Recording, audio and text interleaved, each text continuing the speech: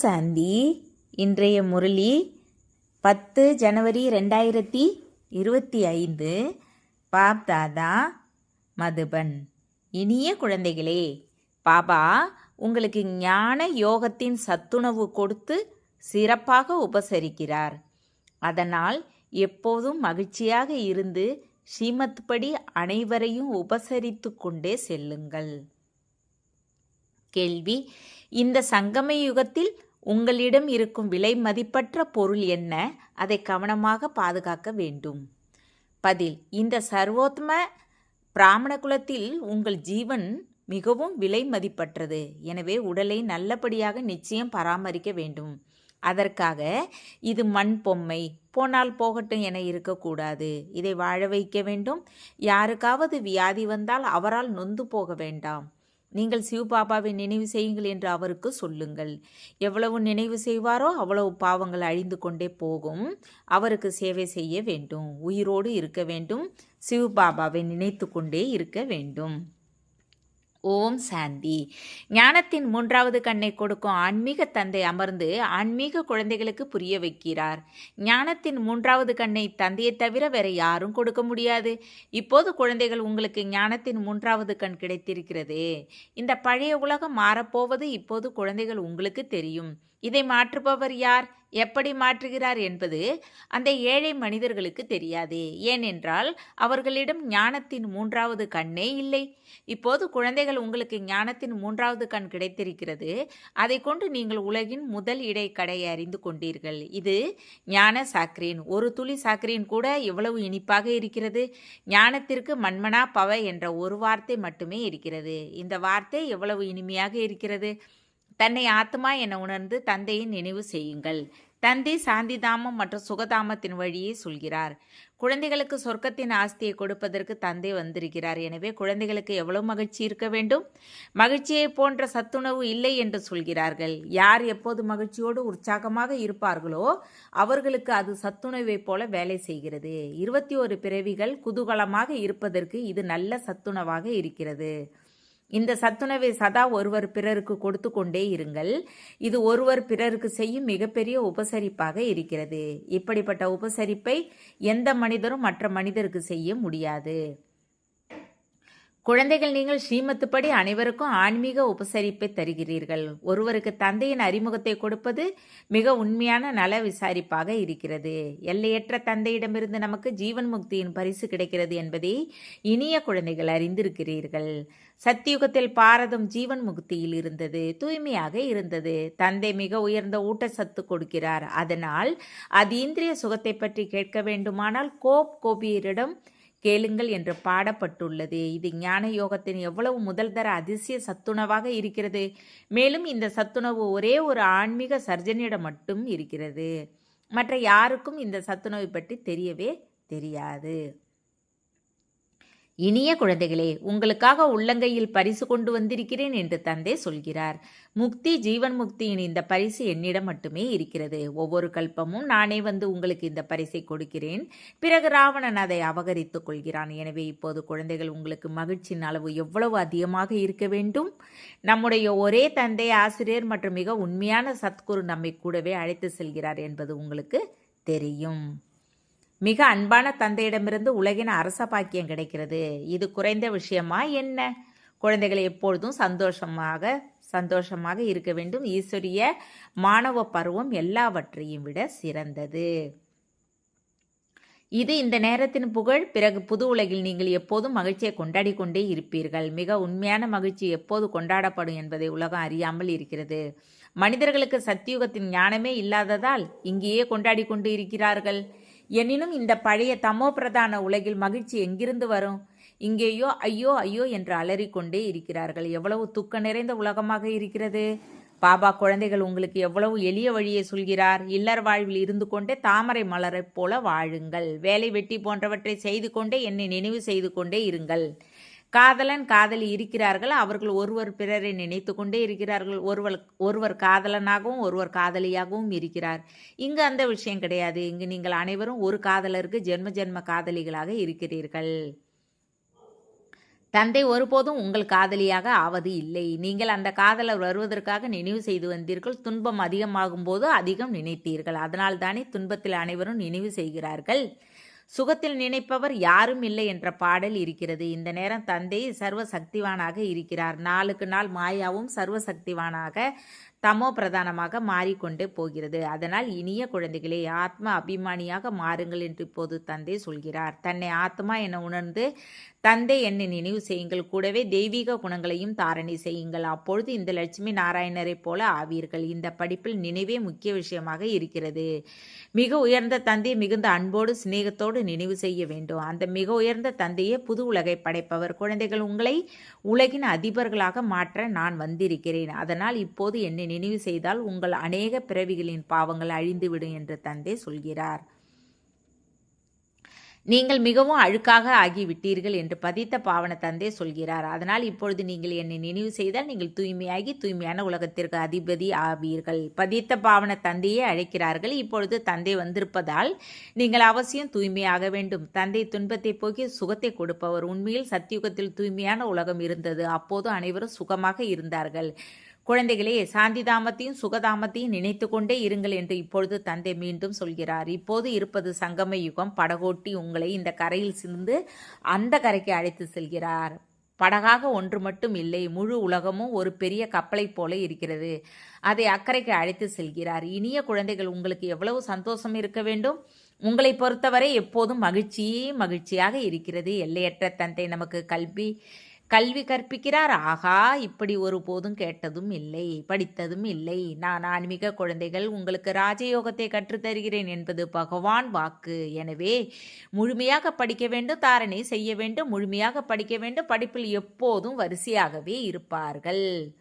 நான் உயர்வாக இருக்கிறேனா, நடுவில் இருக்கிறேனா அல்லது கீழாக இருக்கிறேனா என்று தன்னை பார்க்க வேண்டும். நான் உயர்ந்த பதவி பெற தகுதியோடு இருக்கிறேனா, ஆன்மீக சேவை செய்கிறேனா என தன்னை பார்க்க வேண்டும் என்று தந்தை சொல்கின்றார். ஏனென்றால் குழந்தைகள் சேவை செய்ய வேண்டும், தந்தையை பின்பற்ற வேண்டும் என்று தந்தை சொல்கிறார். சேவை செய்யவே நான் வந்திருக்கிறேன். தினந்தோறும் சேவை செய்கிறேன். அதற்காகவே இந்த ரதத்தை பெற்றிருக்கிறேன். இவரது ரதத்திற்கு வியாதி வரும்பொழுது நான் இவருக்குள் அமர்ந்து முரளி எழுதுகிறேன். வாயால் பேச முடியாத பொழுது நான் எழுதி தருகிறேன். ஏனென்றால் குழந்தைகளுக்கு முரளி மிஸ் ஆகக்கூடாது. அதனால் நானும் சேவையில் தானே இருக்கிறேன். இது ஆன்மீக சேவை. குழந்தைகள், நீங்களும் பாப்பாவின் சேவையில் ஈடுபடுங்கள்.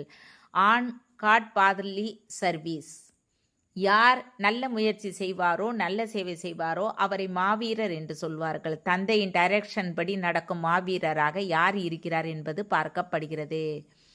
தன்னை ஆத்மா என உணர்ந்து சகோதரன் என்று பார்க்க வேண்டும். இந்த உடலை மறக்க வேண்டும் என்பது தந்தையின் கட்டளை.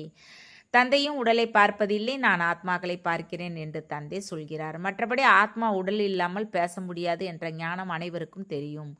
நானும் இந்த உடலில் வந்திருக்கிறேன். கடனுக்கு பெற்று இருக்கிறேன். உடலோடு தான் ஆத்மா படிக்க முடியும். பாபா இங்கே தான் அமர்ந்து இருக்கிறார், புருவ மத்தியில். இதுதான் அழியாத ஆசனம். ஆத்மா அழியாத மூர்த்தி. ஆத்மா ஒருபோதும் சிறியது பெரியதாக மாறுவது இல்லை. உடல் சிறியது பெரியதாக மாறுகிறது. ஆத்மாக்கள் யாராக இருந்தாலும் அவர்கள் அனைவருக்கும் இந்த புருவ மத்திய ஆசனம். உடல் ஒவ்வொருவருக்கும் வெவ்வேறாக இருக்கிறது. சிலருடைய அழியாத ஆசனம் ஆணாகவும், சிலருடைய அழியாத ஆசனம் பெண்ணாகவும் இருக்கிறது. சிலருடைய அழியாத ஆசனம் குழந்தையாகவும் இருக்கிறது. தந்தை அமர்ந்து குழந்தைகளுக்கு ஆன்மீகத்தில் கற்றுத்தருகிறார். ஒருவரோடு பேச வேண்டும் என்றால் முதலில் தன்னை ஆத்மா என உணருங்கள். ஆத்மா, நான் இந்த சகோதரனோடு பேசுகிறேன். சிவபாபாவை நினைவு செய்யுங்கள் என்று தந்தையின் செய்தியை கொடுக்கிறேன்.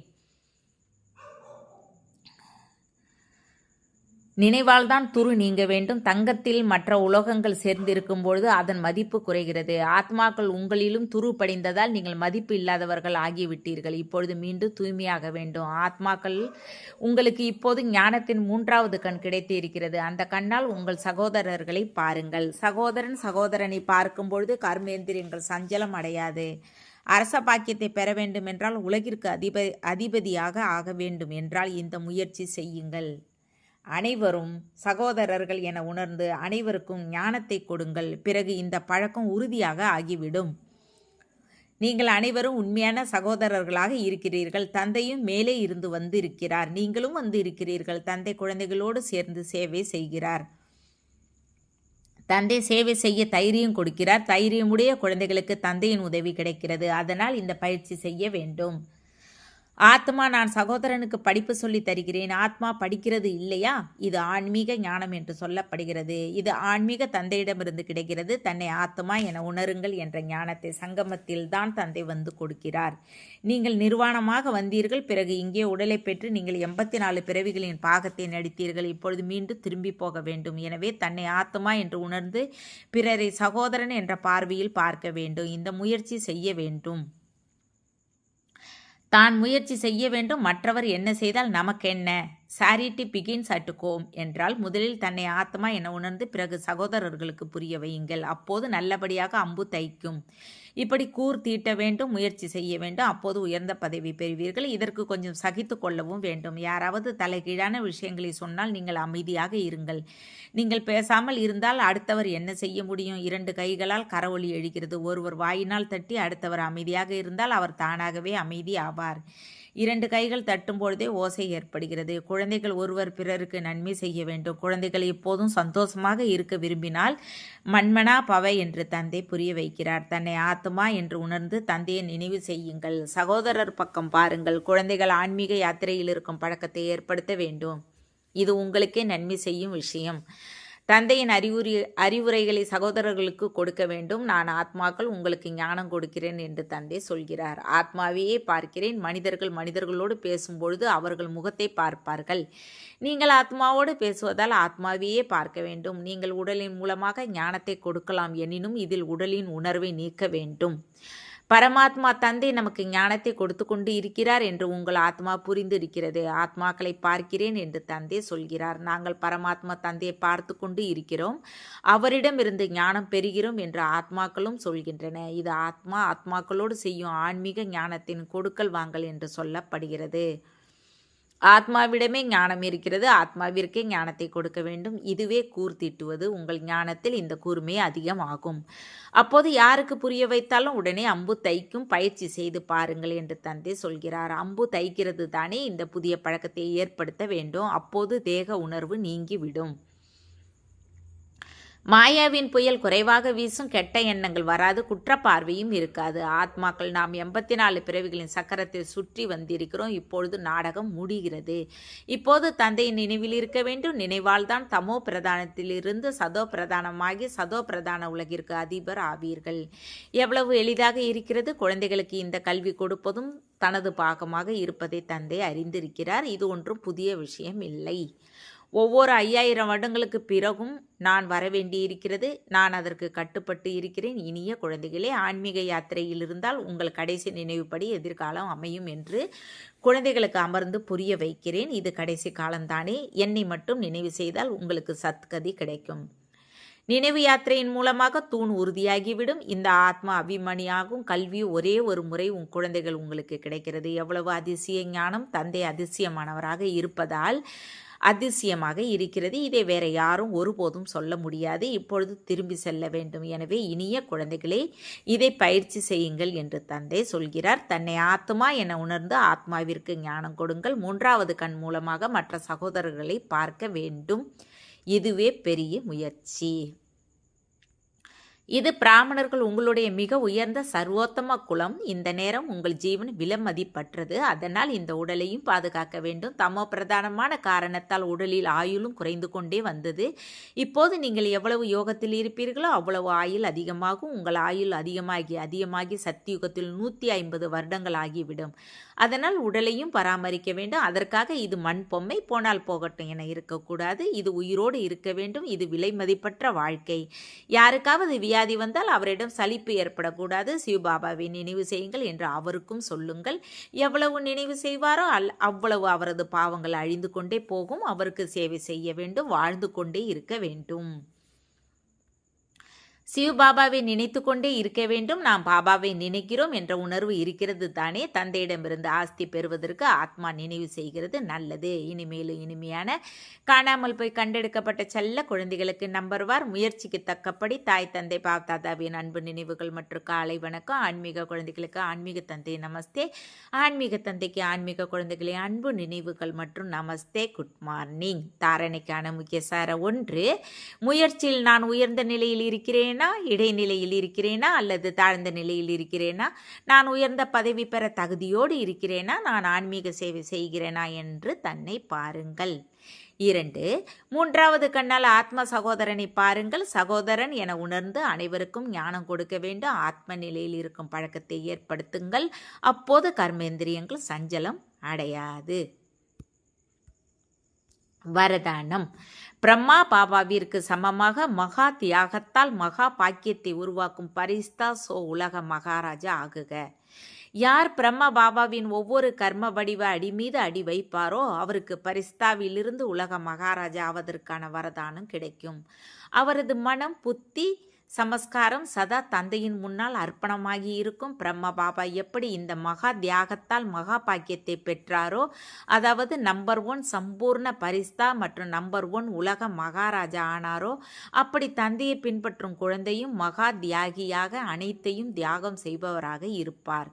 சமஸ்கார வடிவிலும் விகாரங்களின் வம்சத்தை தியாகம் செய்வார். ஸ்லோகன். இப்போது எல்லா ஆதாரங்களும் முறிய வேண்டும், எனவே ஒரு தந்தையை உங்கள் ஆதாரமாக மாற்றுங்கள். உங்கள் சக்திசாலி மனதின் மூலமாக சகாஸ் கொடுக்கும் சேவை செய்யுங்கள். இயற்கையின் எல்லாவற்றையும் மாற்றம் செய்ய வேண்டும். தமோ குண சமஸ்காரமுடைய ஆத்மாக்களின் தமோ குண வைப்ரேஷனை மாற்ற வேண்டும். மேலும் தன்னையும் இந்த தேவையற்ற இரத்த வாயு மண்டலத்திலிருந்து பாதுகாப்பாக வைக்க வேண்டும், அதாவது அந்த ஆத்மாக்களுக்கும் ஒத்துழைப்பு கொடுக்க வேண்டும். இந்த பெரிய காரியத்திற்காக மனதின் சுப பாவனையோடு முழுமையாக சக்திசாலி ஆகுங்கள். தேங்க்ஸ் பாபா. ஓம் சாந்தி.